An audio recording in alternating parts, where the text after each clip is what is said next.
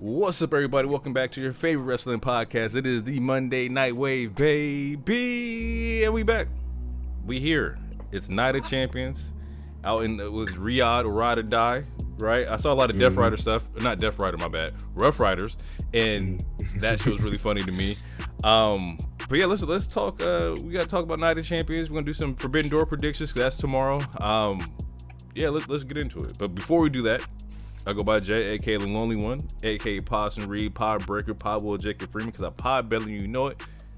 Kazuchika Okada, Misrespected Jumpers in the building, and today we're going back to the down since day one. It's the Usos, the twos are here. It's Marcus Burnett and Mike Lowry. The bad boys are here. All right, the duo is back again. Hey. Mr. H, would you please take it away? He is a wild card. He is the king of gorgeous. He is Mr. Sexy Ass Lottery, and that's not just me saying it. Everybody is saying it. His name is 4 letters, 1 word. I have come to die for the Dragon Queen. Hero, and I am he. And that's not the only queen I come to die for tonight, because the queen of the sky, baby. I am ready to talk about a good show. And you're right, it is just the two of us. Because DT, he's going to a wedding. Shout out to whoever's getting Shout out married. to him. May you have a long and prosperous marriage. Absolutely. Have a lot of fun. Dry bar, open bar, weed bar, do the whole thing. Go crazy. Yeah. It's funny, before we get into like wrestling, I haven't watched House of Dragons since season 1, right? I stopped because they were doing like a whole like 2-year hiatus before the next season came out. And I was like, okay, by the time this shit comes out, I'm not going to be that interested. However, that episode that dropped last Sunday had the internet on fire. I don't know what the fuck happened, but I saw a lot of people like, what the fuck? And a whole bunch of black niggas with dreads were on my timeline. Yeah, baby. Yeah, we here. I don't know what any of this shit means, but a lot of black people with dreads was on my timeline. And I was like, okay, bet. Yeah, no, season two is good, but like the first couple episodes, it's a little slow because Matt, I always say Matt Damon, Matt Smith, the dude who was Doctor Who or whatever, his name is Damon. He was stuck in a castle. It was like a castle of horrors, and it was getting boring. It was like, bro, like get out of this place. And then it picks up at the end of season 2, and then the season 3 debuted or premiered last week, and it was hyped. Like it was just hyped. It was like they started us off in battle. And then someone dies, of course, because it's Game of Thrones. But yeah, that's why I was hyped, because it was like they started us off right instead of this like slow. I mean, which it's part of it's part of the Game of Thrones. So sometimes you got to politic, like it's part of the show. For sure. It can't always be war and sex and whatnot. But yeah, I think that's a good majority of Game of Thrones is like politicking and somebody getting backstabbed and like, oh, they switch sides. Like that's what makes it so like scandalous in a way. It's like exactly it's real drama. Like good television. Yeah, like what? Yeah, for sure, Like, definitely good television. Yeah.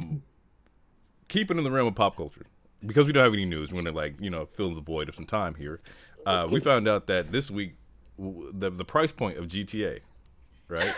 Grand Theft Auto, was announced that it is going to be $80 for the physical, nothing in the box but a code, right? No, yeah. And then the Ultimate Edition, which is $100, all digital, but also has locked content behind the $100 price point, right? Mm-hmm. So, ultimately, I'm still going to get the game. I don't know which version I'm going to buy, but I'll end up getting the game. How do we feel with nothing in the box? You're just paying $80 for nothing. Well, look, I because we talked about it a little bit in the chat, and I don't want to be one of the people that are part of the problem. Although I am going to buy the game, so I am technically part of the problem still. But I do think we need to combat what a lot of these companies are doing, as far as not like the fact that they're not even making a physical copy is kind of alarming. The fact that there's at any whim, whether it's Netflix, Paramount, any place, they can just delete something, and then there's no you can't find it anywhere. There's so many TV shows or movies that you can't find anywhere. And that's the problem without having physical media. And I'm very pro having physical media, because I don't like the fact that everything is going to be on subscription. Like if the AI data centers get their way, we'll be paying for water on a weekly basis, because that's that we have to subscribe to it. Shit like that. Like, I don't want to. I don't know if you guys seen the Lower X, but I don't want to have to pay for air. I don't want to have a premium plus on air. Like so. It is a problem, and are they the first to do it? No, technically Nintendo kind of opened that door, but Rockstar being Rockstar, we can't just be like, well, it's Rockstar, it's GTA. I mean, what are we going to do? Like, we have to we have to at least let our voices be heard, because if Rockstar is going to do it, everybody's going to do it. Right. Like, this is something we would expect EA and Ubisoft to do. But Rockstar, again, it's GTA. Like, they can do it, but it doesn't mean it's right, and we should still let our voices be heard. Because originally I was going to get the $80 base game, but you telling me I can't go to a car shop anymore? So I got to pay the extra $20 if I want to get this cool tattoo or get a customs car? Like, no, that's effed up, bro. It's weird because it kind of hits you with the FOMO, right? Like, oh, you could get the 80, but you'll miss out on this. We don't even know if these shops will be good. We don't know how, what's going to be in them. We don't know if there going to be multiple other variations of these kind of shops. But just announcing that, like, hey, it's not going to be the full game. It's like, bro, what the fuck? Give me the full shit from the jump, right? Right. If you want to add shit later on and make me decide, cool. But, like, don't break it up where, like, oh, certain shops are locked behind the $100 version. That's fucking crazy. Yeah, no, because that's what I thought season passes were for. But to be like, yeah, you can't get certain missions, you can't go to certain stores without paying for the Ultimate Edition. That's, I don't know, man. That's nasty work to me. That's nasty work. It's absolutely nasty. No, it is like, you can't get Future Radio because you ain't got the $20. You call me like, so I can't listen to Future and I'm broke now. Everybody else can listen to Future. Bro. It's funny because I was thinking about that the other day, just as far as like the level of like classism in gaming now, right? Like, imagine you go to you at school, right? Like, oh yeah, I got the Roblox or whatever, but man, you don't got the red skin in Roblox. You broke, and now you just in a whole different pocket of like conversation when it comes to like social activity with like peers and kids and shit like that. Like, it's the new version of what we used to deal with, like if you were the kid that went to Payless. Like, you're getting roasted. Like, it's kind of the new, like, everything is going digital now, and it's kind of like that new version where it's like, we make fun of if you're not part of the iPhone group, we make fun of Android users. Like, it's all like, it's everything.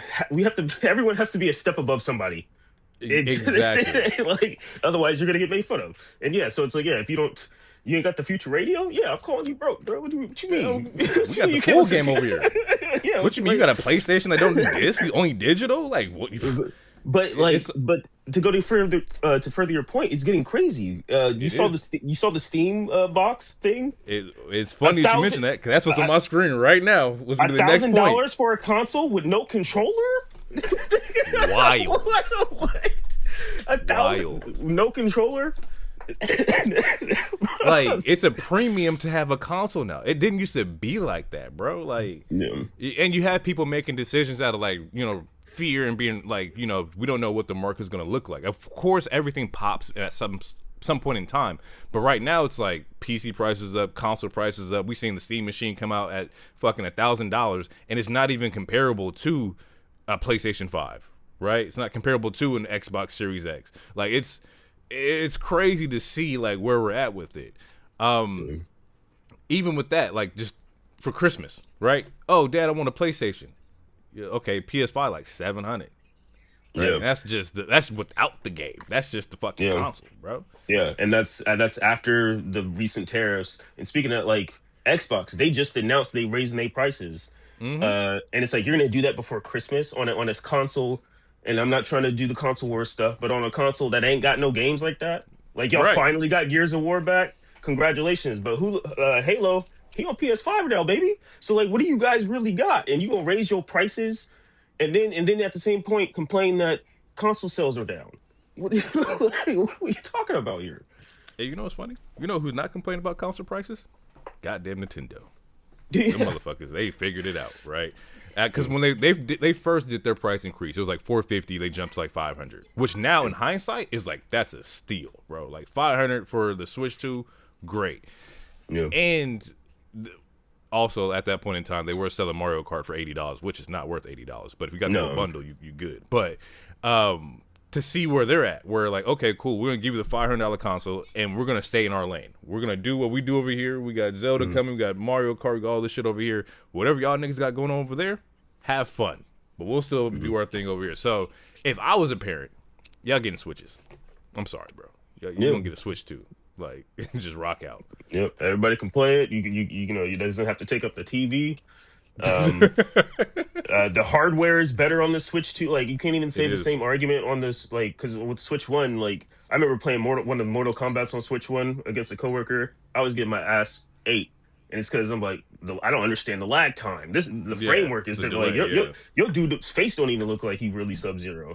Like, like on the Switch 2, you could play Resident Evil Requiem, and I'm looking at the graphics, and I'm like, these graphics ain't that much different. Yeah, so it's like, so that's not even like, so like you said, if I'm a parent, like, y'all getting some Switch 2s, y'all gonna like it.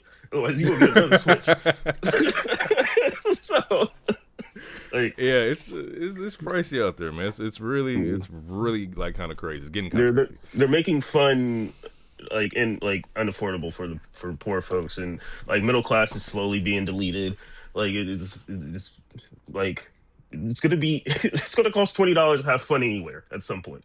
It's like, damn, like, how do you have fun? Well, you need at least $20. And that's what's so crazy is that, like, it used to be like, okay, bro, here's $40, y'all go out for the summer, and we had a blast for $40. And like in 2009, 2008, 7, like, okay, I know we can make this work. The whole gang gonna eat. But today it's like, ugh, $40, broke. Like, can't do nothing with this. Yeah, one pizza and one maybe rent an Amazon movie. That's it.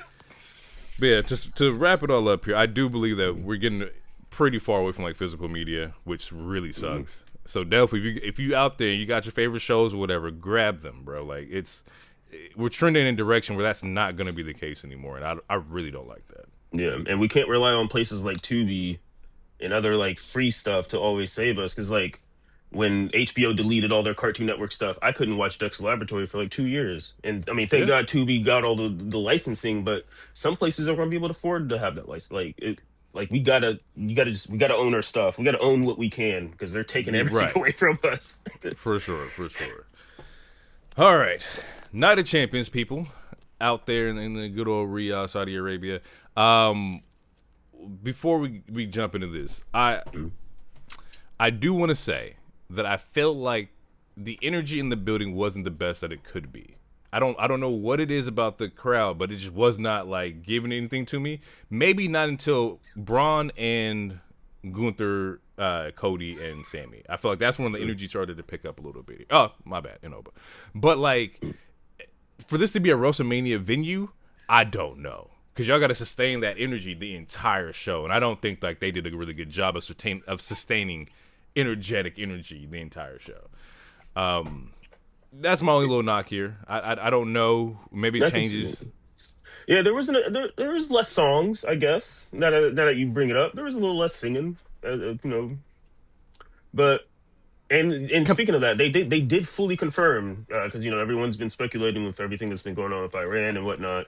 They made another commercial confirming we will be here for Mania. So as of now, the plan is still there in Mania. So yeah, I mean, we'll see. Yeah, we'll see. I mean, I'm sure they'll.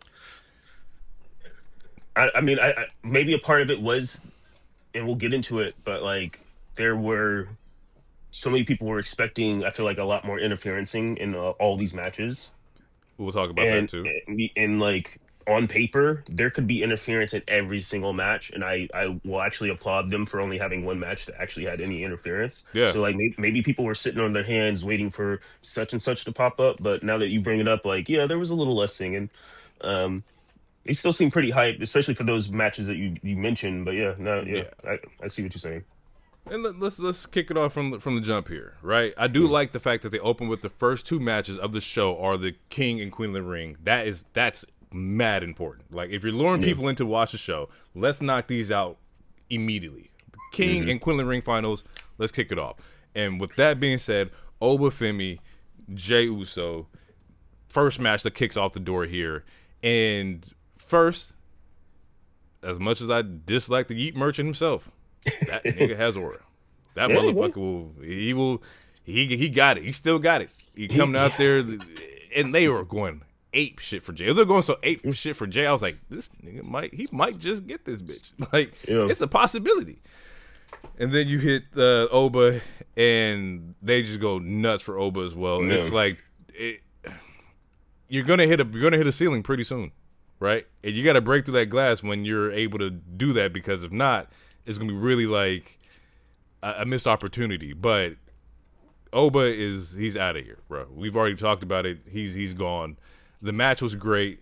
I do have a slight nitpick of like, if this motherfucker Oba was able to like run through Brock, why is he taking so long with Jay? I mean, it's hey man, you talking about Mr. Warning Shot Bow, bro? You talking about the Heat Man, baby? You talking about the right hand man, Jay Uso? I was like he fucked Brock up.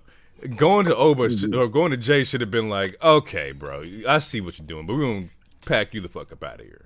I mean, that's my only knock with this. As much promo as Jay was doing every week from, every time he won a match, like they had to give him a cool 8 minutes. they had to give him a cool 8 minutes, bro. It's like, and he was smart because he rolled out the ring a couple times. Yeah. The Hope spot, which was just like a 1 count. I was like, was that even necessary? But but actually, you had to make it necessary because as much as like people were fear mongering Jay winning, all this other stuff, what did it do? It generated buzz. People were upset every single week. They it's like you can question why it could have been Javon versus Oba. Would that have been fire? Absolutely. Sure. But I feel like Paul and whoever, there's a reason why they chose Jay. Because just looking at, you could just look at 2 different Twitter accounts, pick one blindly, and then you and just see the engagement that they use off of Jay's name. It was honestly a logical decision. It was like, all right, we'll have Jay, even though we know he's not gonna win, or at least they knew. You're gonna get that buzz just off his name alone, especially off his promo game. Like he's getting another phrase over. And honestly, the warning shot bow thing, to me, is ridiculous. I hate it. It is, but I hate it so much working. to where it's working on me also. So it's like it's working. There's a reason why he's in these positions. You can talk about work rate all you want, but for sure. And the thing is, you had a viable path for both if you were to go to if Oba wins, we know. Well, we'll talk about where we think or where we can predict he can go with this, but with Jay, it's okay, you could have done Cody or at this point, Sammy, right? You could have done a Batista Randy Orton spot when it came to Jay and Roman, something where I'm gonna challenge you at SummerSlam, and that would have worked as well. But I once again, the more logical pick would have been Oba, just because we're still stuck in this bloodline vortex. There's a lot of bloodline shit happening right now. If I'm not mistaken, Solo just lost MFTs yesterday, so they're not even with him. Because the elders, that's questionable to me. Whatever. Because it's what elders? Because the only elders we've seen on screen, they have recently passed away. So I'm talking about Rikishi? Because of the elders. Oh god, we're leaving because of the elders. They keep bringing in lore that's not ever explained. Anyway, sorry. Yeah. No, you're right. It was the Tongan death grip that's not supposed to be used on family members. And then the random new Ulafala, and then now we got the elder gods talking to us. Yeah, and I'm like, okay, man. And so we're still stuck in this story that we don't know where it's going yet. We do have some rumors that Zilla is going to be, introduced at some point in time here, which, if you've been listening to the pod, we've been speculating Zilla File 2 in here for a long time now. I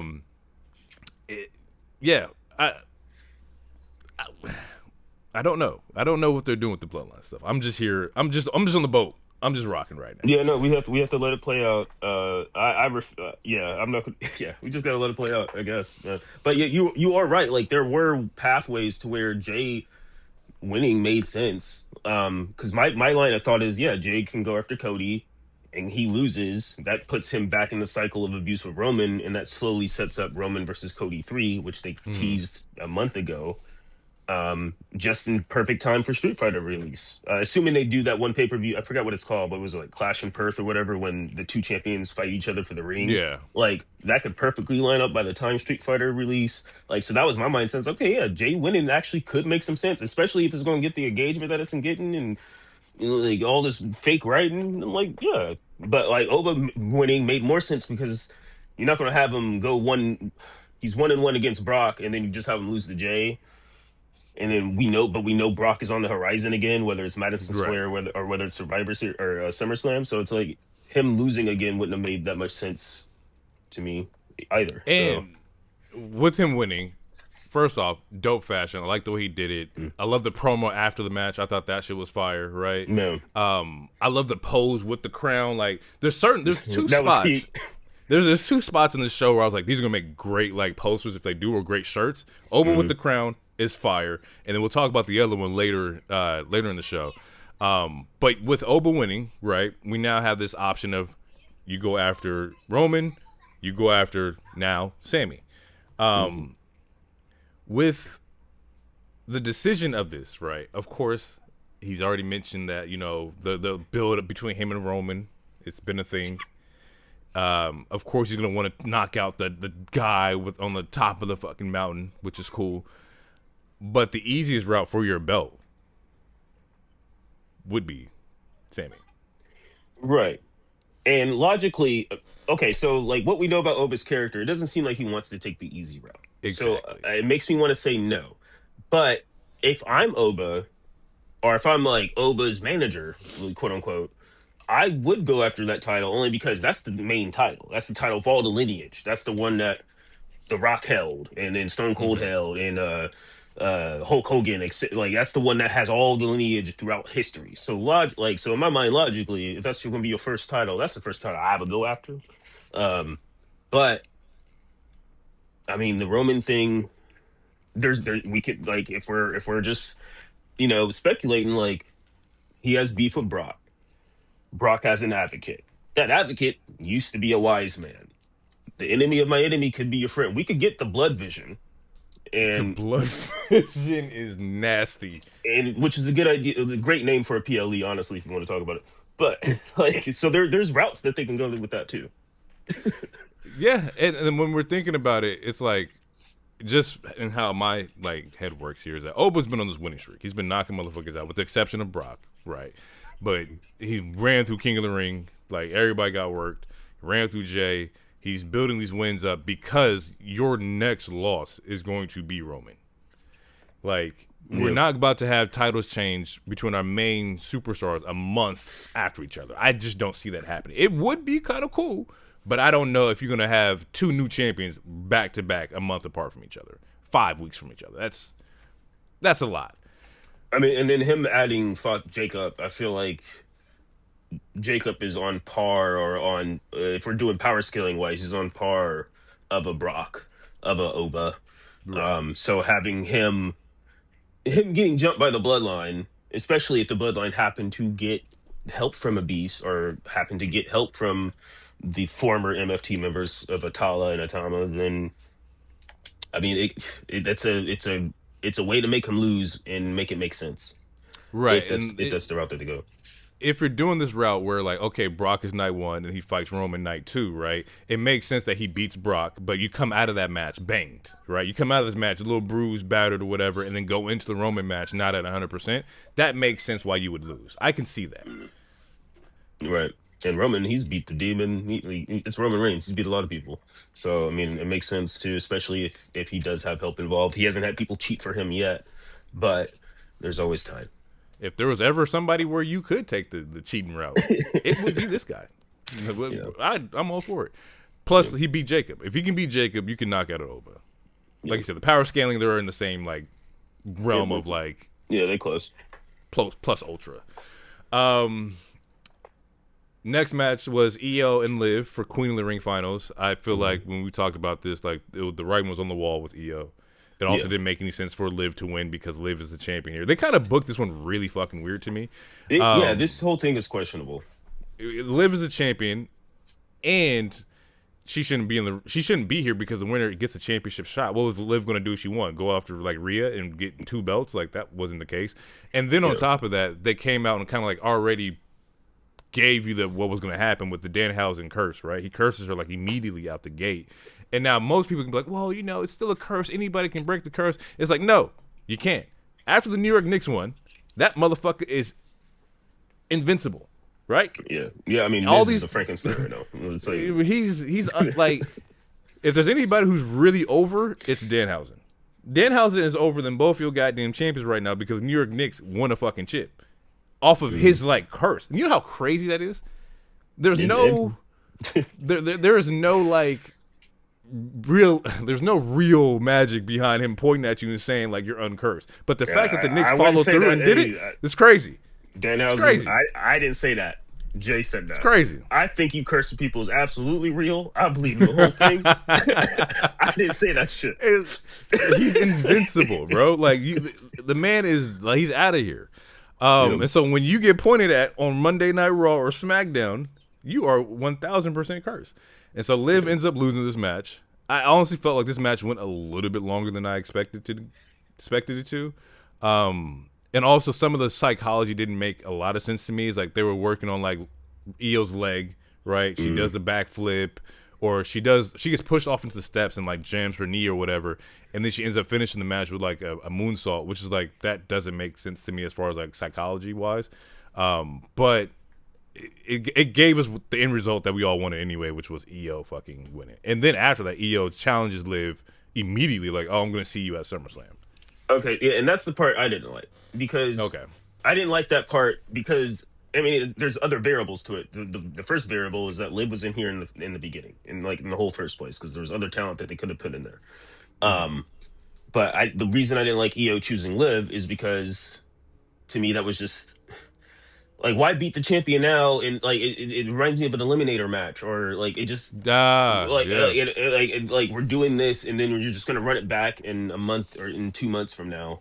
I mean, there's plenty of stuff that can happen in between then and then. Like Stephanie could come back, maybe it sets up a triple threat or something. Like there's ways that they could make it interesting. So I'm going to let it play out in this instance or in this particular scenario. But it's just like in my mind, I'm like, have her go after Rhea then. Like Rhea's never beat her, it's a change of scenery. To me it made more sense than just having her beat the champion and then, all right, cool, now I'm gonna beat your ass again in 2 months. Right. And I don't think Liv's losing if she faces Liv again. I think we've already seen Io win, so now like when you face Liv again in the rubber match, like why would you knock her out twice? Like that makes no sense to me. That's what's having me think like maybe they're gonna set up like Stephanie Becky coming back and or something to make this interesting or more interesting, because we already seen this, like we just saw this match and I didn't even know this until commentary said it, but yeah, this was Io's first time ever beating Liv, because Liv was 2-0 against her at first. So it's like, do we need to see another match? Not necessarily, not unless you're going to make it interesting. So like, if you're not going to add a stipulation to it, or you're not going to add another person, to me it was just, to me it was just the questionable. But like I said, I'm gonna let this one play out. But yeah, Io should have won. Io is the right person to win because Liv winning and challenging Rhea and having the potential of just even teasing someone having 2 belts. It doesn't move me. I don't want to see anyone ever have 2 titles again for a very long time. Like in any company, honestly. Like it doesn't move me. I'm over collections. It doesn't move me. Speaking of this, injured? Yes, I was about to say that. According, like we haven't talked about it in the chat, but there's been a lot of rumors saying that she is injured. What the injury is, I have not figured that out. But it's looking like she might be injured, which is why we haven't seen her on TV like the last 2 weeks. And you would think that also plays a part in like their decision on like Io choosing, exactly. Liv. But at the same time, at least you could have hid the allure if it was somebody else that Io was fighting, right? If this was Io and Charlotte, and she's like, okay, I'm coming after Liv, boom, cool, I got you. Like that we're good. But to have the champion already in here, like you said, it feels like an eliminator match with there was no like repercussion or no umph behind it. So like what was the point? Yeah, we'll see how this plays out. I don't doubt that they'll have a great match at SummerSlam. It's just the way we got here and the build was just odd. Yeah. Steel cage. Seth Rollins, Braun fucking Breaker. Now, I would like to say the wrong man lost. Now, let's not. When I say this, it doesn't mean that Seth. Of course, it's Seth. He can always get the win, but I don't think that this win particularly did anything for him, right? I do I agree. understand that you had to end the Vision story. We had to put this shit to rest. Everybody's injured. We can't keep carrying this. Closing this chapter allows Seth to go and do other things, which is fine. But I do think that Braun should have got the win here. I think we needed to like elevate him. Yeah, no, I agree with that. I'm not mad at Seth winning. I love when Seth wins, but I would have, if we would have did a prediction thing, I would have chose Braun to win this match. To me it made sense for Braun to win. The only thing I can think of is that they didn't want, like, this is Seth's first PLE win since he's returned. He lost at Mania and he lost at Backlash. That's Fair. the only reason I can think of Triple H or whoever being like, all right, we're gonna have you win and squash this, because the Vision, they also just recently lost the tag team titles on Monday. So this match was supposed to be the nail in the coffin. I'm like, all right, Vision, we're putting you in the back burner. I think that was the logic behind it. But yeah, no, I would have chose Braun to win this just because of, you got to elevate the young guy, et cetera, et cetera. Um, but I mean, the match was heat. I'm not mad at the The winner, but fucking fire. I agree that like I said, I would have picked Braun to win this match. If you would have asked me before the match, I would have said Braun's winning this. So Then the match was like, you needed that level of like energy in this match. Like the spot where, like, not spot, but how they even open the match is where they both sit in the chair. Braun grabs his shit, and we're like, this is where we're gonna end it. We're gonna do this shit right here, right then and there. I love that energy. I love when, like, you can tell, like, this is gonna be the closing chapter of whatever this is, right? The spot that, remember I said there's two spots that were like, oh, these were gonna make great posters, great shirts. The suplex through the table, right, was crazy. no, nice. Shit was fucking nuts, right? But Braun gets busted open. And I'm like, okay, this is kind of crazy. I don't think that was planned. Of course it wasn't planned. He just actually gets busted open. He pops up and the blood like is like on his right eye. And I'm Yeah. like, and he takes the straps off and it's just like, he looks dead in the camera. I was like, yeah, this is about to be a great like poster or shirt, bro. Like, he looks fucking crazy here. And at that he looked moment I was cool. like, yeah, he should win this. He looks cool as fuck right now. Like, that looks fucking Yeah. fire. Yeah, that looked badass. And of course that didn't happen. He ends up going through the table, and then we see pedigree and then super stomp, right? We see a And I was pedigree, like, then a regular stomp and a Yeah. kick out. And I was like, Yeah, oh, yeah, this nigga yeah. different. It's like different, bro. It's like, yeah. And then he gives you like the groggy, like, I'm gonna lean up, and then Seth hits him with like the super stomp and whatever. And I was like, yeah, after a super stomp, you're not really kicking out of that. Like, that's not happening. you shouldn't. Almost. You shouldn't. But we've seen people kick out of like super Cody cutters and shit like that. So Yeah, anything's yeah. fucking possible. And once Seth gets the win here, I'm like, damn, okay, I get it. Like I said, it opens up the door for him in SummerSlam. But what do we do about the Vision now, right? Like, all of them are injured, with the exception of Braun in theory. Braun is going to be fine, right? Because it's Braun Breaker. However, theory. Did this build up? Did the Masked Man? Did this do anything for Theory in a whole? Hey man, he was on TV.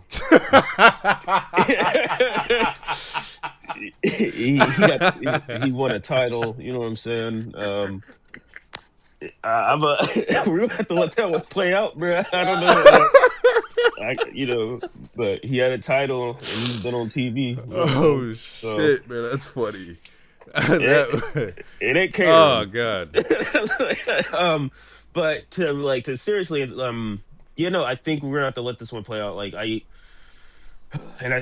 hate having to use that card for everything, but as far as answering your question right now, the answer would be no. When the Masked Man thing was revealed, it was received underwhelming. Everything has been kind of underwhelming, and a lot of it's been due to obvious injuries from literally every single person except for Heyman in theory. So as far as like his stock in the company, like, I don't think that he's going to be released anytime soon or anything. But as far as like, it was a stock raised, no, I would say that he is still plateaued where he's at. As long as he's next to Heyman, there's still hope for him. And yeah, I don't know. We'll just have to see. But I want to say this real quick, because this might be my own time to say it. There's two people I think Braun needs to break away from the Vision sometime at least early 2027, and if he Mm-hmm. doesn't, it's fine. But there are two people who need to become babyface within this next rest of the year. One Mm-hmm. of them is Solo Sokoa, and the other one is Braun Breaker. And Solo, it seems like they're already kind of doing it, unless they decide to pull the rug under us. Seems like they're already going that way. But Braun Breaker, he's been a heel his entire run, pretty much on the main roster. People love him. They want to cheer him. His moveset is cool as hell. It would be. I feel like he would get a lot more cheers if he wasn't beating up our favorite people and he was still doing the same cool shit. I think him and Solo, they need to become babyface sometime before the end of the year or the beginning of next year. At least those are two people I would like to see change and see something different from them. Did Braun beat Punk or did Punk beat Braun? Punk beat Braun for the title. So, and my thing is that we got to give Braun some major wins. He needs one of those, right? Yeah. Like, and I think you get those with him being a babyface. I think babyface would be way more. Babyface Braun would get the cheers that he's looking for, right? But we need to make sure that like that happens sometime soon. I think when it comes or going back to Theory, I would hope that we're able to see whatever is between him and Maxine, right? Like if you're gonna do another version of, and this is like a no knock, but like Liv and Dom, where it's like the heel duo going around like fucking people over. Cool. Honestly, they need that rub or that run more than Dom and Liv do. I don't think Dom and Liv need to be together. We've already kind of like peaked at what that is. But I think if you pass that trade on to Maxine and Theory, you might be able to get something here. It makes Theory more of the greasy heel by himself, and then gives Maxine like a whole different bag to her character as well. Maybe it's a mastermind behind whatever Theory's doing, like just something of that sense. Would be kind of nice to see. Yeah. Outside of that, man, like. It sucks that the Vision's whole plan got kind of derailed, by injuries because we didn't get to see like this story like truly be fleshed out. I'm pretty sure they had way better options to how they wanted to end had everybody been here. But with the injuries, you kind of have to like let's kill this shit now because we have nothing going forward. Yeah, no, like we were supposed to get Breaker versus Roman. I'm pretty sure Breaker was supposed to have the title at least by Mania, if not for like Seth getting injured and having to put the title on Punk and all this other like there's a lot of stuff that was rumored and there was a lot of different streets that they could have taken and unfortunately it was due to injury and you have to pivot. But he's fine. He's still young as hell. And also I think a part of it, and this is unfortunate, like Oba and Trick are here now and Javon, like a lot of fans like I don't want to say they're new toys, but a lot of like these people, like the fans love these new characters. And we've been dealing with Braun for a while. And like I said, he's been a heel the whole time and it hasn't been that interesting. So I think it's time to shake something up with this character. And I think babyface, him fighting against the Gunther, him fighting against, his face off with Oba was nice, but like, I don't know. I think we just need something fresh for him. Maybe even maybe even go to SmackDown or something. What's funny about that? Because it reminds me of a conversation that we have about like Fletcher. Where like you are at the bottom tier of like the high, like top tier roster players, like main superstars. Like you're too good to be down here in the mid card, right? You're too good to be IC champ. We've seen you do that USA champ. Like we don't need Braun to be there, but you're also not good enough to where I can see you like, okay, you're about to knock off Cody, Gunther, Roman. Like that's just also not a huge possibility at this point in time. So it's a weird like, what do we do with you? Right, like you're the mixed kid of the group. You're too black for the whites and not black enough for the blacks. So what are we gonna do here? Like, he loves looking Puerto Rican, so that's also true. But as of right now, it seems like they'll probably run it back with the Street Profits for another couple weeks or something, and then I know, but he needs a new fresh coat of paint for sure. Yeah, for sure. Speaking of like mid card. United States Championship, Trick Willie, Ricky Saints. The first thing I said, like when I seen Trick, like I was like, yeah, first off, he's still a star, always gonna be the star. But just how natural Yachty fits next to Trick, like it's such a good fucking fit. And I've said it every time I see them come out, but like it just works. It works because they get each other's like manager to like superstar. We're both in the same style, right? It's like we're both gonna come out fresh, like in the all ice white with the polo, and like you both of them look like money, right? When it comes to like as an on screen like pair. Most of the time we have your managers just like, okay, Roman's here, Paul Heyman's here, but I guess Paul Heyman made the tribal chief bigger, right? Yeah. In this aspect, they work together. Trick and Yachty, it just looks like fucking like money all the way through. It looks like the big brother that has a little brother tagging around him, and it's like, damn, I got to bring my fucking little brother to work, but little brother really got it like that too. Yeah, he's good at the job, and he cares, and he's passionate. So like, it works. like Yachty traveling to Saudi Arabia. Yeah, little boat went to Saudi Arabia, bro. Like, what are you talking? He's in Saudi, like next to Trick. Like, and there's from what I see from Yachty, like there's no like ego behind it. There's no like he's like, I'm just here. Like, I'm rocking. I'm a full-time superstar, right? And I think it's the greatest acquisition of like a celebrity I've seen in WWE. Like, but Bad Bunny was great, but for some reason I like this a lot more than Bad Bunny. It works. I mean, yeah, no, it works. I love it. You can tell that he's actually passionate, and like you said, it doesn't seem like there's any ego. It seems like he wants to be there. He wants to learn.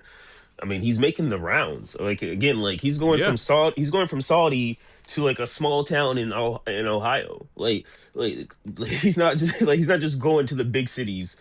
Like the LAs and New Yorks. Like he's going, like he's like he's actually a character in the universe, and he's there, and it's refreshing, and it's dope. And I mean, like I said, like as soon as it first happened, I was like, I'm enjoying this, and then now that it's staying, I'm still enjoying it. So like, I'm happy with it.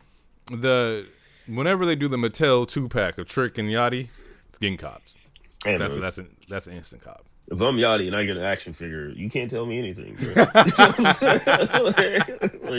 I'll start bumping broccoli again. Like, I don't want to hear nothing. Y'all can't tell me nothing. You can't tell me nothing. Now, getting back to this match, it's Trick and Ricky.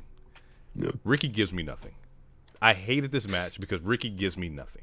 Ricky's Bob Barker in blackface. I just do not like any of this. Damn, that's crazy.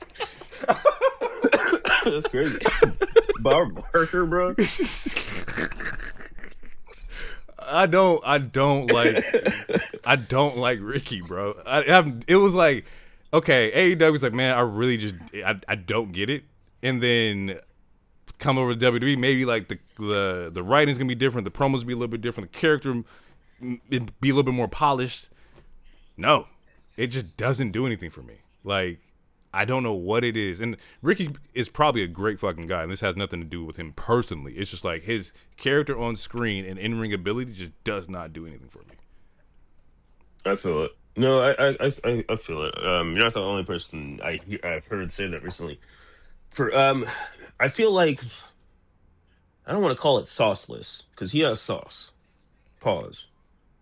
But as far as what he's been doing on the main roster compared to like his NXT stuff, it feels like when he was in NXT, it felt like a medium fish in the big pond, and now it feels kind of like a small fish in a big pond. As far as like his character, like his character's like he's going next to Trick, like, and that's a hard task. It's a hard task, bro. Like, especially when you're just now getting him on the main roster, like.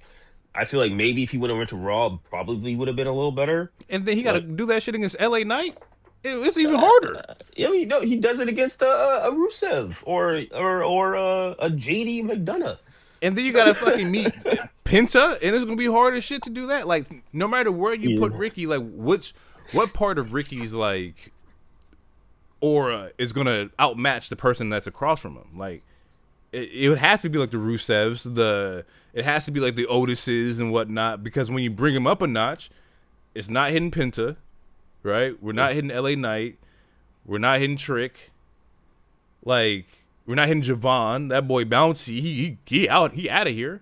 Mm-hmm. Like, even Ethan Page is doing a really good job. Like, where do you sit in this room? Yeah, I think he just needs still time to find that. Or inspired. The creative also has to help push him in that particular direction. But I think he has a chance to find that because he does have a big personality. He is I'm not going to call him like the huge work rate, but I don't think his moveset is bad or any. I don't think he's bad in the ring. No. But in comparison to like again, like everyone he's been standing next to, it feel I can understand the argument that it feels like it does nothing. I can understand that. Logan Paul does his character better than him.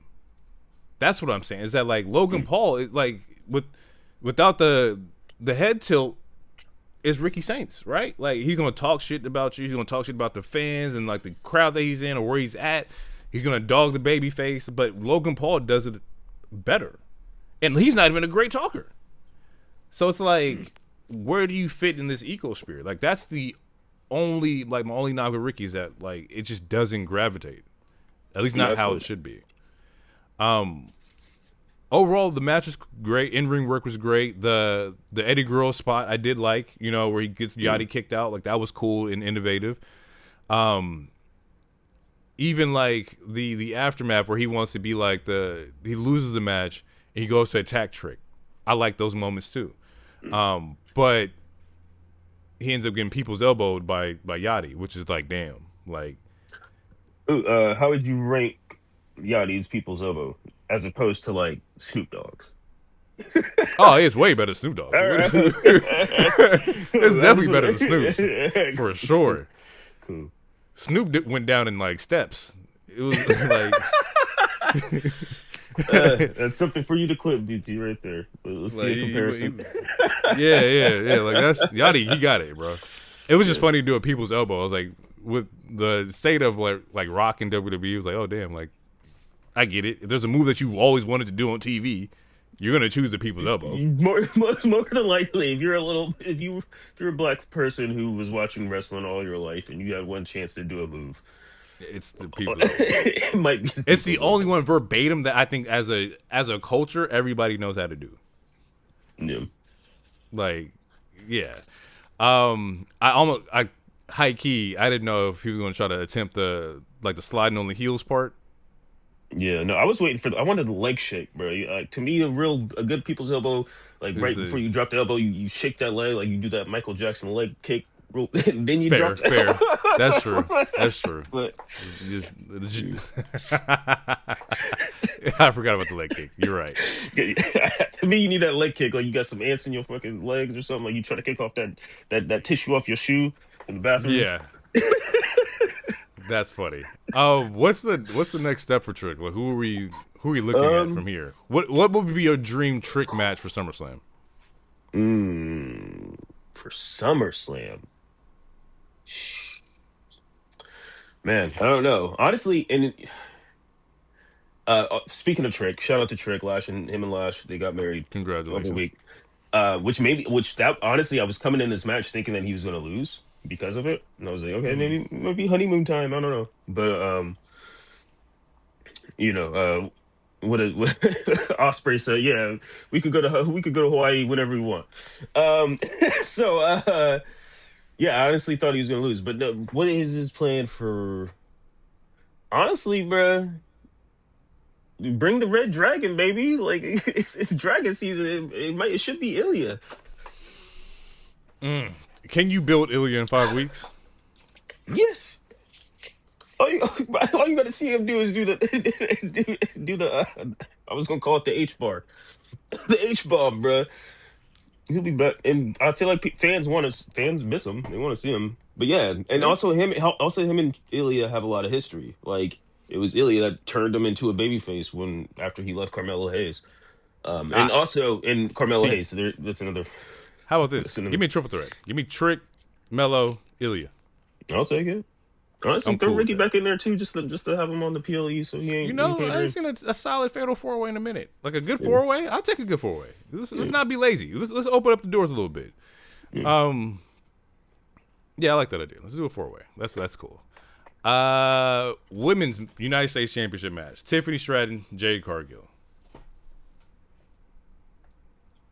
It was cool. You gonna lie to me? It wasn't their best match together. I'll say that. It wasn't their best match together. I've been very. I think Jade is continuing to progress every time we see her in a ring. I think since Tiffany's return, a lot of her matches have been, to me, questionable. I don't want to say sloppy, but it doesn't. She didn't seem like that. To me, Tiffany has not been wrestling like the Tiffany that was the champion, for half a year or whatever. So to me, this was not their better match because they fought each other like 10 times in the last year. But yeah, to me, this match, yeah, to me, it was fine. And we talked about it off the show, so I want to mention it now, I guess. But this was the only match that I had interference, and which I thought that was refreshing because every match on this card, someone could have interfered in. We could have had Bloodline, we could have had Judgment Day, we could have had Johnny Gargano in the main event. If you guys been paying attention to SmackDown, we could have had the Vision during Seth Rollins stuff. Um, Yachty technically got kicked out of the match, so he didn't have a chance to interfere. So this being the only match that had interference was nice to me compared to what could have happened in all the other matches. So I'll say that because then you got B-Fab, you got Meechin, and you got Charlotte and Chelsea Green showing their faces. So you got more women on the card, even though they're not really doing much besides interfering. But they're doing something, they're getting Yeah. paid. You know, Here, but here's my thing, right? I have an issue with this style of like women's wrestling. Right. I don't like total diva esque like interference and like just shenanigans happening. It drives me up a wall as of recently. Um like I don't think the match was that great. I think there was a lot of spots that were a little bit rough. Like you mentioned, doesn't look like I don't know if Tiffy has like the heart to do it. Like she looked like she's not in it, like she's halfway in it. Like you ever see a nigga like just collect a check? Like I'm just here to get paid, bro. Like it just yeah, feels like that level of like interaction when it came to Tiffy. Um she became too important at her job too quickly, and now she's burnt out. Yes, absolutely. Because like we coming off of like Jade's last match, which was against Rhea, that was a great fucking match. I think like Jade has progressed. I didn't see that level of Jade in this particular match, but I also think that just depends on who you're doing the dance with, right? Mm-hmm. Who are you tangoing with in the ring? So it made it just not that interesting to me. The interference was like cool, I guess. Like you said, B-Fab and Meechin are out there. I don't know, man. Like I wasn't rocking with it. Like Yeah, we've seen these spots happen so many times before. The only positive that I got out of it is that we're getting Jade and Charlotte, yeah. which is like, That's if what I this was is about the to say, doorway yeah. to get that, Yep. I'm cool with that. And also Charlotte's fucking gear looked fucking fire, even if it Yeah, was only like neck up or chest up. look nice. It was really comfortable. Yeah, yeah. That's what I was gonna say. At least the positive in this. Well, there's two. Yeah, there's two positives. One, this is the first time this title's been defended on a PLE, so that's what's up.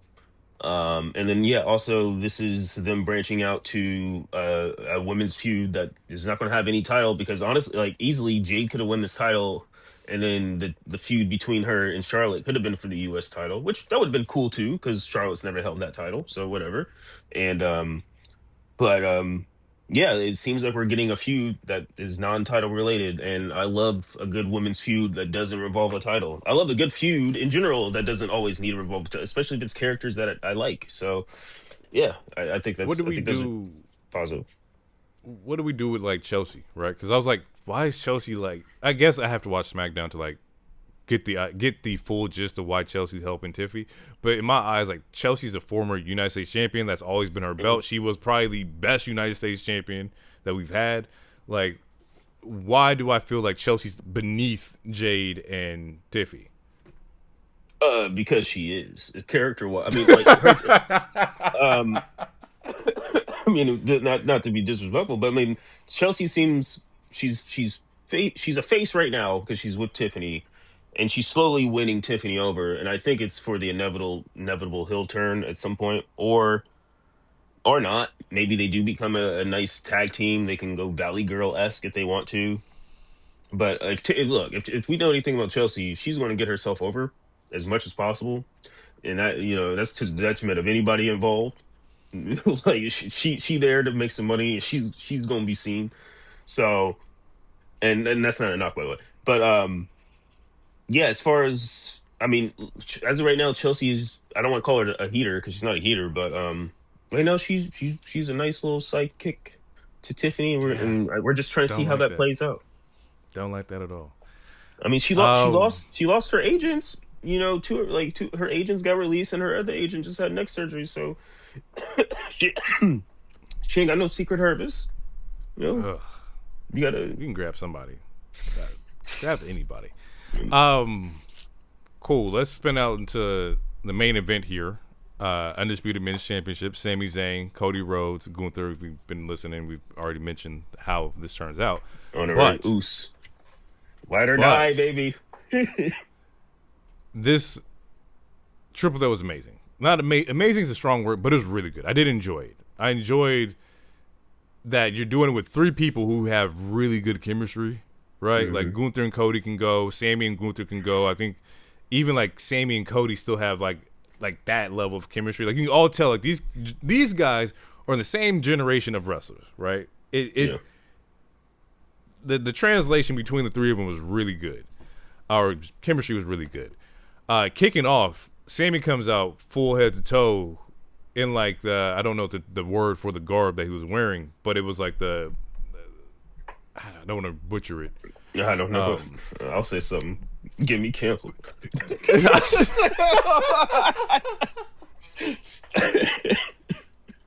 Let's just say Sami came out in traditional like Saudi Arabian garb that they wear over there, and like they went nuts, right? And I was like, damn, that looks kind of crazy.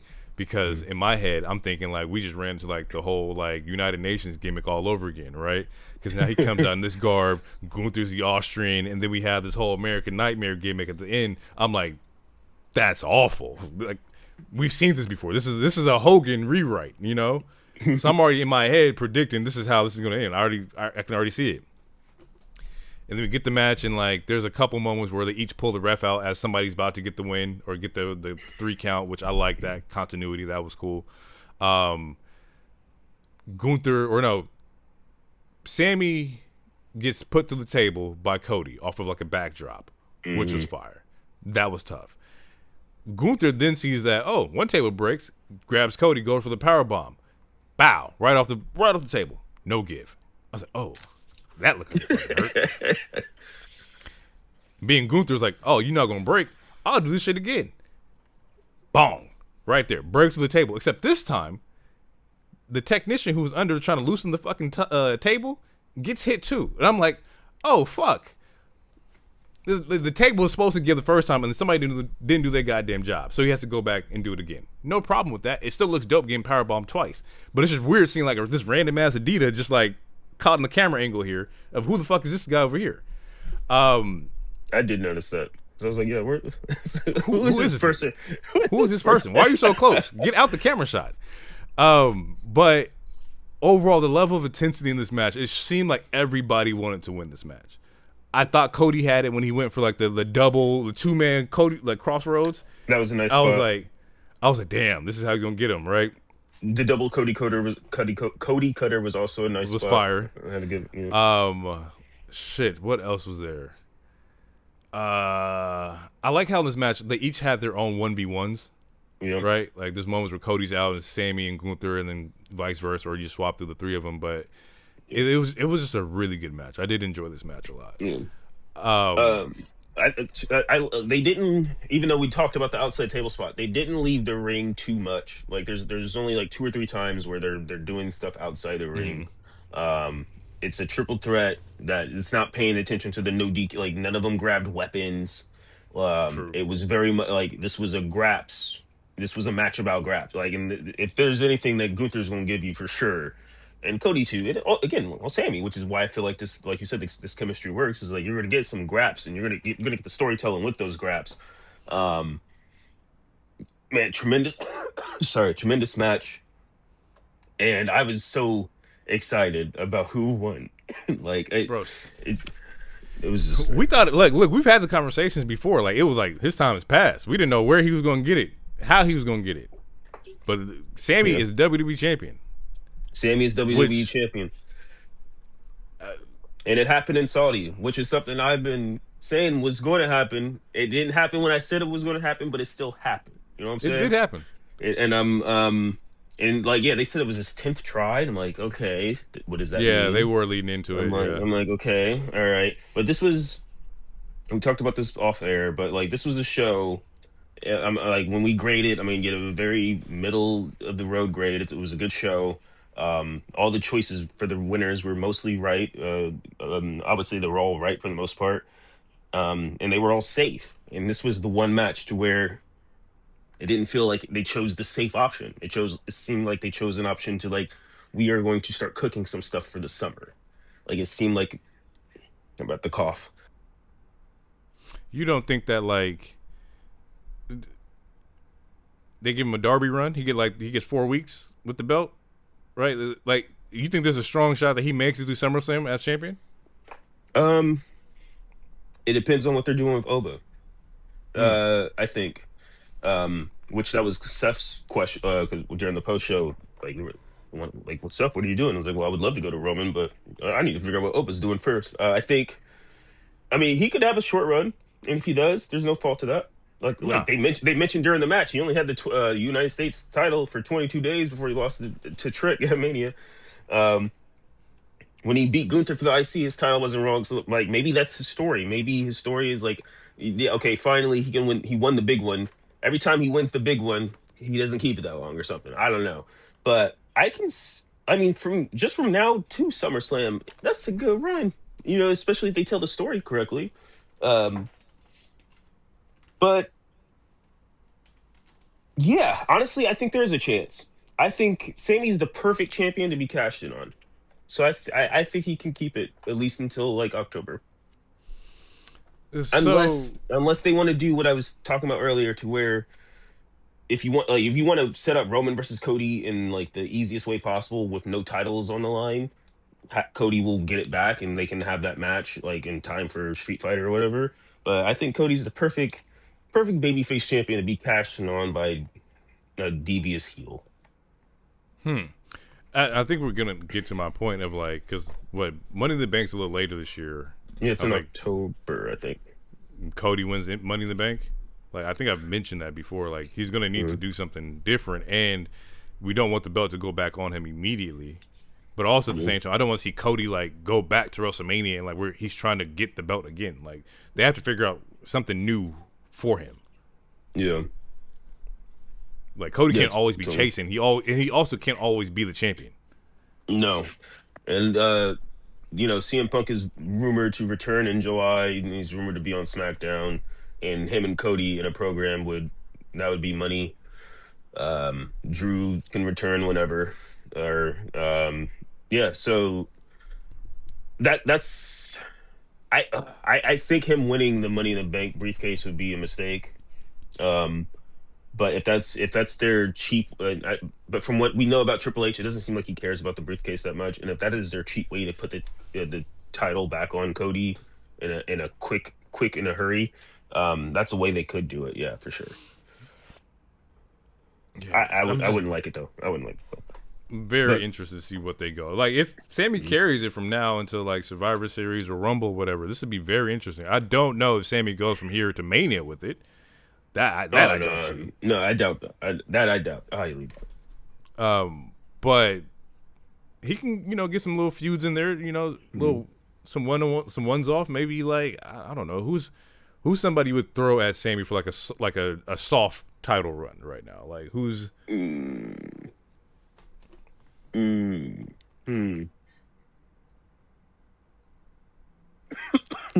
Shinsuke.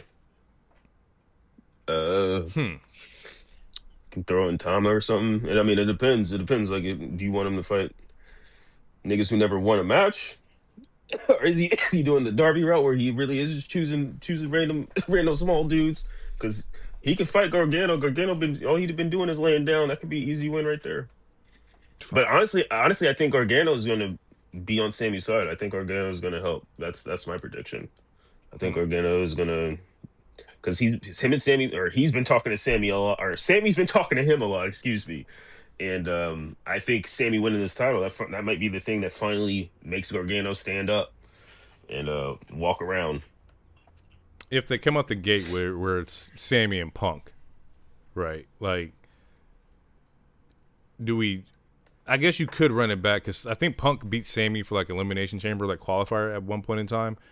So where Sammy needs to get his one's back on Punk, like would a Punk push help Sammy into like that different like stratosphere? Oh yeah, absolutely. And Sammy, since he's still, I mean, to me, he's still teetering between a heel and a face. I mean, in my opinion, he is the real last good guy. I can't wait to get my shirt. Just why I'm wearing my honorary Uso shirt right now. But yeah, him like he can cheat to win against Punk. Like he can do something slimy to get a like. Yeah, that would be a good first start feud. Because you know you're gonna get good ass promos, and Right. you're gonna get a good match. So that could Because easily be the July program. Sammy can't. I won't say. I don't think a lot of people can go bar for bar with Punk, but Sammy will be able to hold his own for sure. Right. And he won't be telling any lies either.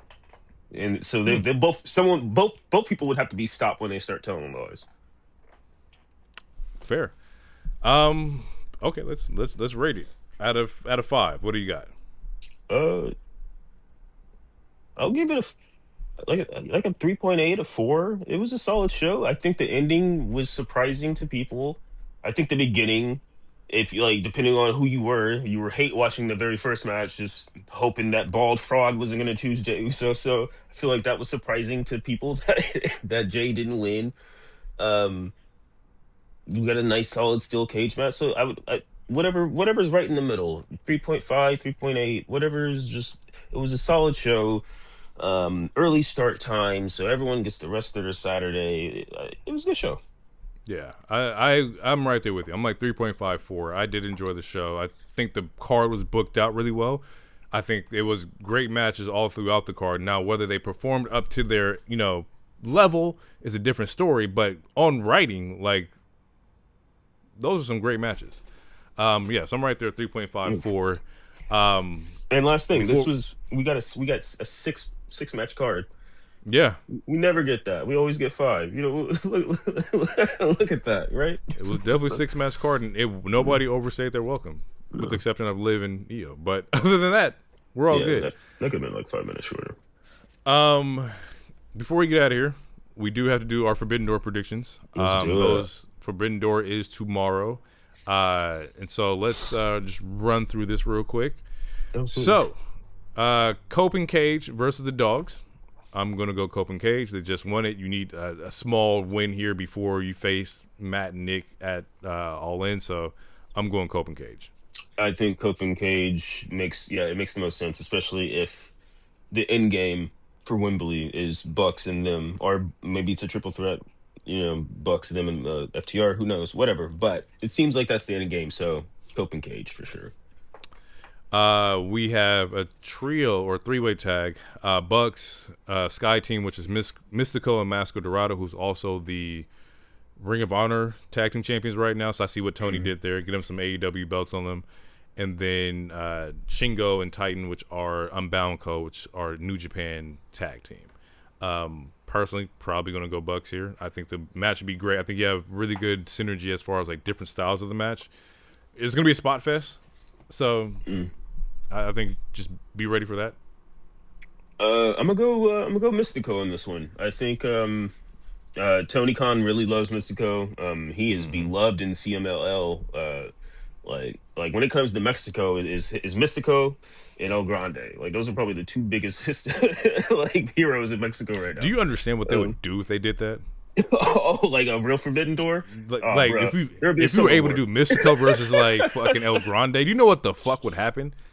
Like I would fly down. I would have to fly down. I'm just the gringo that wants to see the violence. That shit would be insane. Both entrances popping off. Like that would be great to see. Yeah. And yeah, Mystico has that song that's the crowd sings and stuff. I'm gonna go Mystico just because someone forbidden has to win a match in Forbidden Door at some point. Right. So, shit. Yeah. Mox Bandito. Is this for the title? Continental? Oh, Moxley. Yeah. Mox. Yeah. I think you're gonna see a lot of like freak athlete shit from Bandito, which is what you normally see. But it's Mox. I'm Yeah, saying Mox. and then he's gonna slow it down with some damn forearms. Yeah, Yeah, yeah. couple, You know the play. You know how he's yeah, gonna I know, win this. yeah, yeah, You yeah. know the play. All Rear that naked flippy chuckle. flippy jumping shit. I'm gonna Yeah, end that right now. yeah. Don't work for me, brother. Yeah. It's So yeah, it Mox is probably reminds me cool. like Gunther, like when Gunther fights like a high flyer. It's like we're not doing all that shit. We Yeah, don't like you gonna crossbody me into a to a chop. like we Sit your yeah. ass down. Sit down.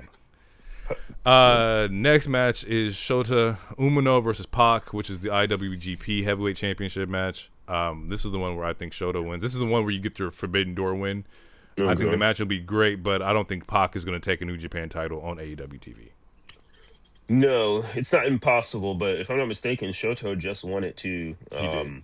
So I would hope that he wins his second or first defense or whatever defense this is. Um, I'm gonna choose Shoto for sure. And not all the Uh, Death Riders can be happy at the same time. We know no, this as well. no. Tekla Starlight Kid. This one I'm really interested in. I've been watching like highlights of Starlight Kid for a couple years now. Didn't know how to watch, but I'm very interested in seeing like what she's able to do. I don't know anything, but I do like the fucking mask. The mask is really cool. But I think once again, Tekla's on the run. You gotta go Tekla. I'm okay. I'm gonna go Starlight, and the reason I'm going Starlight is because if I'm Stardom or whoever, and I'm doing business with you because this is Forbidden Door, we're doing business. Some of my stars gonna beat yours, some of your stars gonna be mine. Um, Kayfabe wise, Tekla she assaulted the owner. We Mm-hmm. fired her. She keep talking reckless about my company.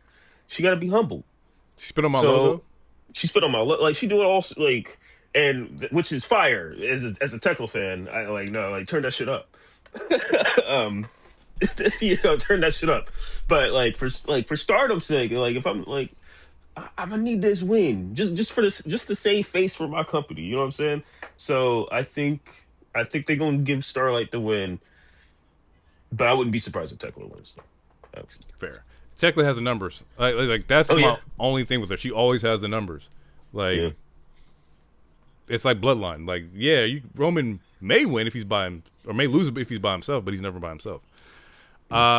This one is interesting, right? It's Monet versus Maya World, and I watched the last week's match with Maya and Athena, which was a really good fucking match. My only issue is that where do we go from here, right? Because let's say hypothetically you wanted to have the babyface moment where she wins and she's the only winner, right? She goes on to face Tekla at All In, which would be great. But is that your marquee matchup as a business owner for All In? Do people buy tickets for that? I don't know. I don't know either.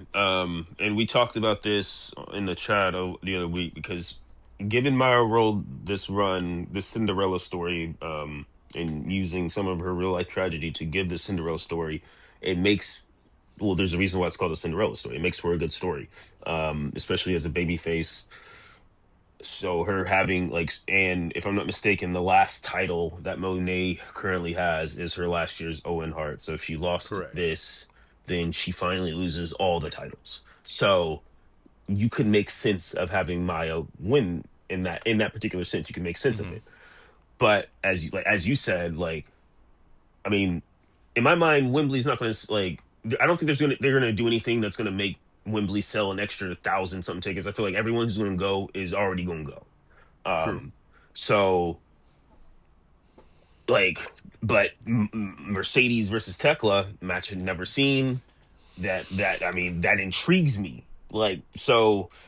Yeah, I mean, I'm struggling with this one because I do like the Cinderella story, but at some point Mercedes needs to win. Unless they're gonna do what Cody Rhodes did when he was in AEW, and she's just never gonna win this women's title. She needs to win this women's title at some point, and Wembley would be a really good spot to do it. Yeah, I just don't know if this particular champion is the one to do it. Because I don't know what Tekla and Mercedes looks like as far as a build. I understand in ring would be great, but as far as promos going back and forth, it's two heels already going at each other. I don't see it that well. to where like Maya World winning and she has to go against Tekla. I get it. Like once again, we're still following the Cinderella story. We're doing this build up, but the thing is, you have to get the audience to buy into Maya within 5 to 8 weeks, which is like that's really hard considering like the Cinderella story happened like quick as hell. She wasn't supposed to be in the fucking tournament. Like you have to then put the foot on the gas and help her get like positive babyface like heat. And I don't know if you're able to do that in that time span.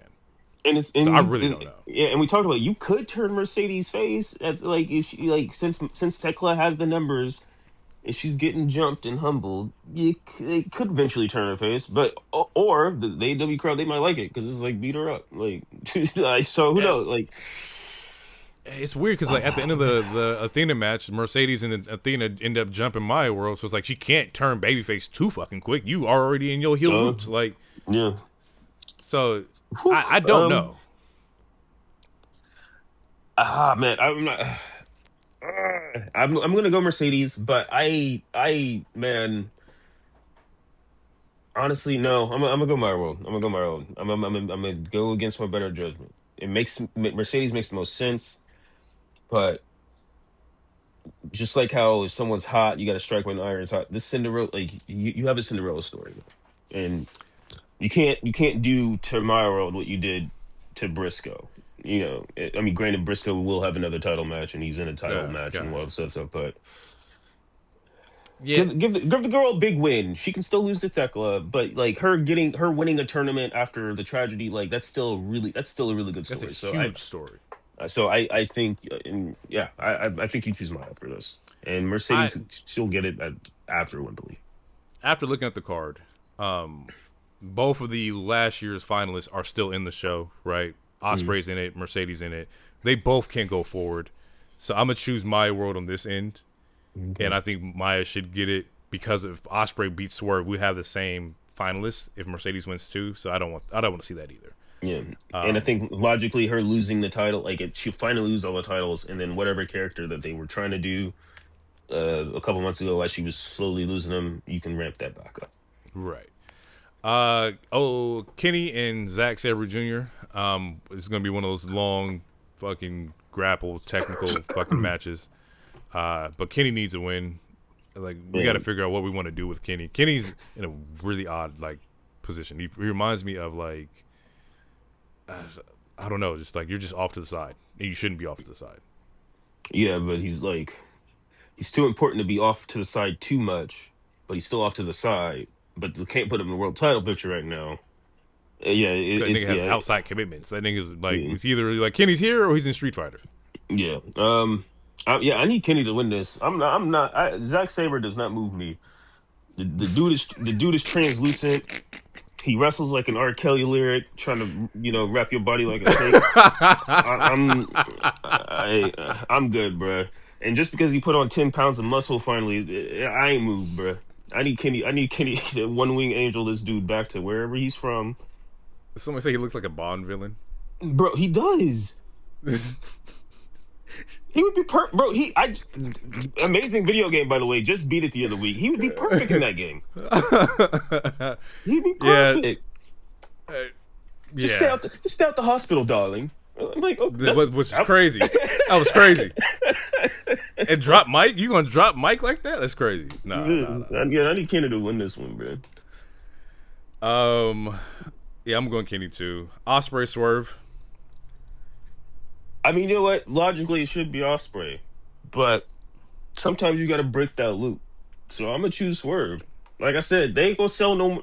They already sold all the tickets they're gonna sell. Go ahead, just do it. Swerve sounds. I don't know if you want to do that. I don't know if you want to do that. I see what you're saying, but I don't know if you want to do that. I don't know because like I don't think the build has been good enough for Ospreay to have like this championship push, right? And you could say that it could be on him or on the direction of the title right now with MJF. But I feel like last year when Hangman won, you're like, damn, we really need to get the belt off of Mox. And so the whole internet was behind like Hangman. I don't think the whole internet or just anybody is just behind Ospreay to go and take out MJF. In fact, I think a lot of people like MJF as champion. It's because his storyline. I'm going to say it's because of him. I'm not going to say it's because of MJF. I think the people aren't as high on it is because one, we expect him to have this at least have the match at Wembley. We expected this for months now, and Tony or TK or whoever's way of trying to make this unpredictable, kind of just to me it made it more confusing, and like because like he's teaming again, like he's teaming with the people that broke his neck. It doesn't it just a lot of it doesn't make any sense. Instead of going the linear route like a normal board game, like Sorry, he's doing the shoots and ladders version of it, and at the end of the day, we're still gonna get the same result.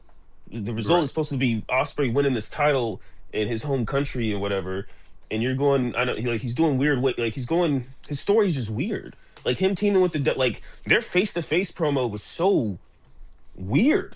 Like to me, like when Swerve and Osprey were going at each other, it was like, "Well, you didn't help me out with this," and it was like, "Yeah, well, that's because I was injured, but you didn't help me out with this," but you're teaming with the guys who did that. Like it's just it doesn't it the Which is feud that valid. it's just yeah, it's just the feud was does like they, it's, they they had more stink on their first match, and they were both faces in that first match, and I feel like that right. had more stink to it, like more to it. This one just feels like I feel like I'm a bad guy now, and you're kind of a bad guy now. I like the promo that they did because it was like bringing shit out to the forefront. Like, bro, you rocking with the niggas that we were really trying to protect you over. Like, what the fuck is happening here? But the thing is, with that particular feud or this particular promo, it was more heat on him and Swerve than it should be Osprey and MJF. Right now, MJF like is an afterthought to Osprey. Normally, you would come out and say like, "Hey, I want to win this 0-1 so I can be the champion and take out MJF." Osprey hasn't even like blinked at MJF. It's been so much of Osprey. I need to prove that I'm able to get back there. I'm not the same guy. I need to prove myself. I need to prove myself. I need to prove myself. But I think that's the downfall of like Osprey right now is that you're not even focused on the champion. All MJF talks about is not losing his goddamn belt. He doesn't want to lose his belt again. So when you meet the guy who doesn't want to lose the belt and the guy who's like, oh, I just want to prove that I'm the best, the guy that has the belt is like, well, fuck you being the best. Like you can be the best, but you're not getting this belt. I don't think that's being portrayed how it should be on TV. And like you said, a lot of it has to do with like the whole Death Riders thing. And I think that like at some point it was supposed to be, at least in my opinion, master beats trainee or trainee beats master. If Moxie's gonna train Osprey to be this fucking death assassin at some point, there has to be that match. They have to run it back. Like that, and that hasn't happened. If he gets the belt and doesn't run the match back with Mox, like that makes no sense to me. I feel like they're gonna wait to run that match back until he gets the belt. I don't think he's gonna win. I don't think Osprey's gonna. If Osprey beats Swerve, I don't think he's gonna win at All In. I think they're gonna run it back the following year, where he's gonna strike out because once again he's just not focused enough. He's focused on the wrong things. I mean, if he doesn't win at Wembley, I don't know, man. That's. I feel like the discourse is going to be interesting. He's not. I don't think he's beaten MJF twice in London. Like he did it last year, or it wasn't Forbidden Door in London last year.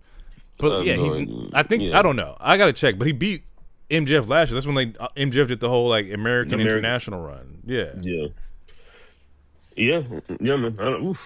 Yeah, I mean, look, I'm choose Swerve just for good radio, but I fully believe Osprey is winning this match because I'm pretty sure that the end, like you got like it's almost his version to finish the story. Like we can't wait to another year at Wembley. I know it's a very awful version of it, but I'm saying we can't wait another year for Wembley. Like this is the third time or fourth time they've been in Wembley now. It's like we can't keep waiting for you to keep dancing around this belt. Like you should have been won this belt technically. Yeah, you do have a point, but like the way they're telling it, it's not as groundbreaking as Mox and Hangman. So no, because it's like you want to be the best. You want to prove that you can still be a killer, and you're being trained by the people who tried to kill you. It's just not that good of a story. Like I've been trying to think of different animes and video games and anything that's even similar to this, and I'm having a hard time like why as a fan why would I support this? It's like, I've hated the Death Riders for 2 years, so why would I don't want to support that? It's like Naruto, right? It's like fucking Sasuke with the fucking what you call it? Yeah, when he joins Orochimaru. Yeah, but Sasuke he ain't the protagonist. He's not. Osprey's He's supposed to not. be But his he dad.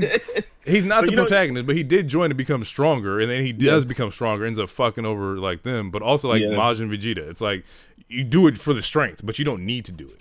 yeah. Okay, all right. You gave me good. You gave me two good examples. It's not as good as But those stories, but but those are both. But I would say no. Those are two good examples. I asked for them and you gave them to me. My only caveat: those are two side niggas. They ain't the protagonists. Those are the protagonist's main rivals. fair. That's true. But that makes sense. Main event is a steel cage match. It's Team Briscoe versus Team MJF, and the only reason I feel like this match is happening is because MJF's not 100%. I feel like had he been 100%, you would get like a 1v1 match. So now we have like this team versus team match where it's Briscoe, Cassidy, Roderick, O'Reilly, Kanosuke, and Darby versus MJF, Kevin Knight, Fletcher, Doyle, Okada, and Andrade. Which I know the match is going to be fun, but if there's one thing I do not need any more of, is Mark Briscoe on the mic. Man, I don't need it. I didn't ask for it. I don't even want to sniff Mark Briscoe in the title picture right now. But yet, here he is. MJF's gonna win this match. Actually, I don't know. Because they announced a new pay-per-view next month. Oh yeah, they did. Yeah, so like I feel like Mark is gonna win. And I think Mark needs to win in the sense, even though I don't like his team, I think he has a team full of goddamn goobers. And And Kanosuke. This is yeah, and Goobers and Kenosuke. Kanosuke. And Kenosuke, yeah. It's like, bro, you got a Tien, you got a Yamcha, you got a Krillin, and then all right, you got one Vegeta, cool. There's just one Vegeta. And then Piccolo's homesick. But if MJF wins, then I don't know, it's a weird thing because if MJF wins, he is technically already promised the Jet a title shot, and then Bald Man Callis, he's saying Andrade gets a title shot. So it's weird. So it's like if MJF wins, he has to fight at least two people, at least on paper, kayfabe wise. He has to fight at least two people before Wembley, which you can do. You can do one on Ram and Dynamite. You can do one on the pay per view you're talking about, or you can just do the easy thing and have Briscoe win. He fights Briscoe in July, and then we get Wembley cooking in August. Um, and also that can give more feud between the Callis family of like we lost, and now you cost me my title shot, Jet. Maybe Andrade in the Jet feud or something. I don't know, but I mean I feel like this match is set up for Briscoe to win. Um, and yeah, wait, okay, who won? Who won the match this week? Because they did the match. They did the match before they did the match again with the cage. I don't understand that. That is No. You're not wrong. Hold on. Did the heels win that one? No, well, like I don't think so because I think the show ended with like Briscoe cutting a promo, which is why I was mad upset. I was like, bro, like he's still talking. Let me take a look here. Oh, shout out to Harley Cameron in the Supergirl outfit. That was kind of fire. Oh yeah, Really man. good promo. Shout out to Aminata. She had a fucking bash too.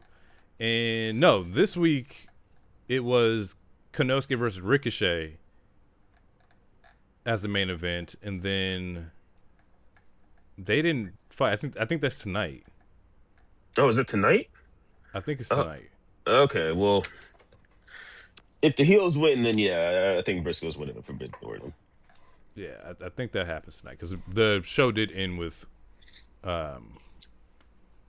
Ricochet and fucking Kanosuke, which was solid. Cool, because I was confused, like, why would Kanosuke fight twice in a show? Because I saw the card for like I saw a card and I was like, yeah, why? Yeah, because I saw that Ricochet was fighting Kanosuke.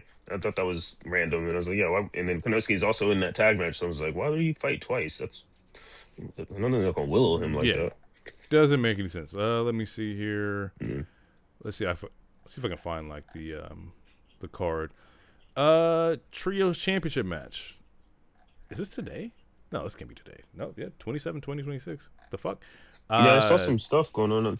I think there's a CML show. Yeah, so it was Monet and Athena versus Maya and Hyen. Conglomeration versus the Ops. Kevin Knight versus Desmond Xavier. Persephone, Billy Starks. Yeah, they're not fighting tonight.